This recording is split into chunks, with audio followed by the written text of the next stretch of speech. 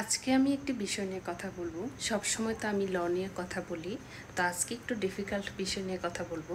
সেটা হচ্ছে অনলাইনে বিজনেস নিয়ে।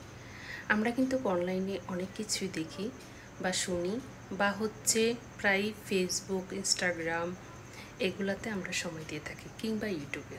হ্যালো গাইস, আসসালামু আলাইকুম, welcome to back to my channel Surbala school. আশা করি যে যেখানে আছেন অনেক ভালো আছেন। আমি আল্লাহর রহমতে আপনাদেরতেও অনেক ভালো আছি।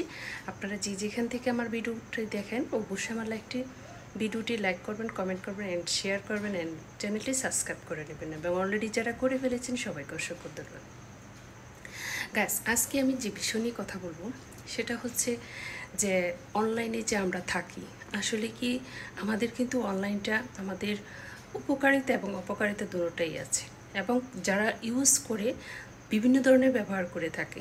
যেমন ধরেন অনেকে ফেসবুক চালায়, আমরা কিন্তু কেন চালাই? এমনিতেই, মানে একটা বিনোদনের জন্য। কিন্তু এটা যদি আমরা একটু ভিন্নভাবে দেখি, যে ধরেন যে কোনো একটা বিজনেসের মাধ্যমে আমরা এই সোশ্যাল মিডিয়াটা ইউজ করি, তাহলে আমাদের কি বিনোদনটা পেয়ে গেলাম, পাশাপাশি একটা বিজনেসও করতে পারলাম।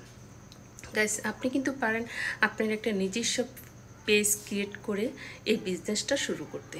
এখন নির্ধারণ করতে হবে আপনি কী নিয়ে বিজনেস করবেন, কী নিয়ে আলোচনা করবেন, বা ব্লগও করতে পারেন। সে বিষয় নিয়ে আপনাকে আগে থেকে আলোচনা করতে হবে, চিন্তা ভাবনা করতে হবে। চিন্তা ভাবনা করে সঠিক একটা নাম নির্ধারণ করে তারপর আপনাকে পেজটা ক্রিয়েট করতে হবে, বা অনেক সময় নিজেরা ব্লগও করতে হবে। তাহলে আমরা অন্যের যে জিনিসগুলো দেখি, বিনোদন করি, এই বিনোদনটা যদি আমরা কাজের কর্মের জীবনও নিয়ে আসি, তাহলে কি হয় না গাছ? আমি মনে করি সোশ্যাল মিডিয়াতে আমরা যে ধরনের সময় অপচয় করি, সেই সময়টুকু যদি নিজস্ব বিজনেসের কাজে কিংবা হচ্ছে আর্নিং কাজে ব্যবহার করি, তাহলে কেমন হয়?